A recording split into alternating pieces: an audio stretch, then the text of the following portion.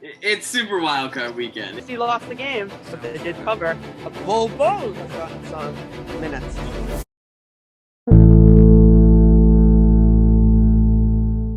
Welcome back to the Around the Block Sports Show. With the MLB season and postseason right around the corner, we have all you need to know to get ready for the wildcard games next week and the league division series that follow. It's gonna be a good one down the stretch here. We got a competitive battle between the Red Sox, the Yankees.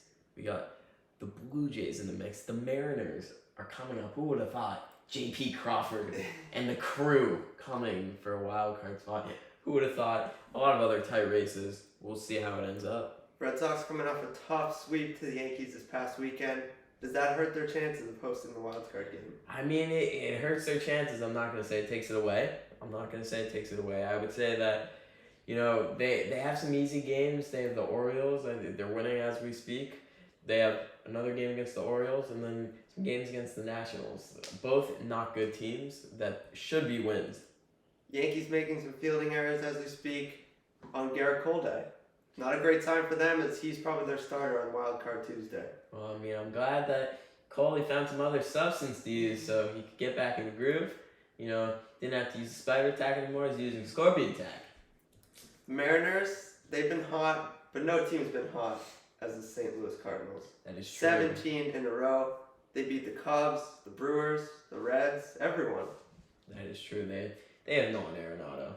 That is not a good reward for the Dodgers, hosting the wildcard game against the hottest team in a couple years since the Indians did it about 4 years ago. They have Goldie. They do have Goldie, they have Arenado. And the crew. Harrison Bader, Adam Wainwright, who's been around since 1987. That is all true. You heard about that, like Devin Williams or whatever? I heard about he punched the wall and he broke his fist. What a bum, bro. Yikes. Milwaukee's not going anywhere. Maybe JBJ will have to fill in his spot. No. The National League East also is a tight race between the Phillies and the Braves. The Braves won a big game last night against the Phillies, maybe putting that division out of reach. It's like boring though, because they're all like 81 teams basically. So that's pretty boring. But and also Salvador Perez, he leads the league in homers. He leads the league in RBIs. He's the most home runs all time as a catcher. What a season for Salvador. Well, he's not going to lead the league in average. He's not going to get that triple crown for them. Shohei's going to come in, win that MVP. Vladdy right behind him. Those Blue Jays, they're getting hot. They have the good run differential. They got all the tools in the bag. Bo Bichette, of course, the star of the team, the ultimate star. Bo is the star. He's the star. And they could be run for their money in that Red Sox versus Blue Jays playoff game. So I know last week we did our World Series predictions. Do you have any changes? Is No. my first question. My second is, if the Red Sox were to be eliminated, who is going to the World Series from the American League? I don't even need to answer that. You got a Kyle Schwarber. That guy is he's a goat. You can't even deny it. He is a goat. The one thing I would say, he sometimes is in the 2 spot. He's playing up in the order. I want it back. I want the Red Sox order back to where it used to be with Verdugo second, because he's there. He energizes them. He's the energizer. He does the wave at second. He does. He hits Verdugo Red Sox home runs. He does. But yeah, I think maybe a lineup shift would be good. I think, JD needs to get into it, get up. Devers, he's always up, but he needs to get up for it. And I think by the playoffs, they're going to be ready and rolling. Really sucks that Jose Iglesias can't play in the postseason. Dumb rule. Probably Arroyo fills a spot. If not, maybe Kike moves to second. Maybe Renfroe center. And you get Verdugo in there in the starting lineup. Well, Renfroe, is one of those dangerous arms in the outfield. You do not want to run on Renfroe. Do not. Trust me.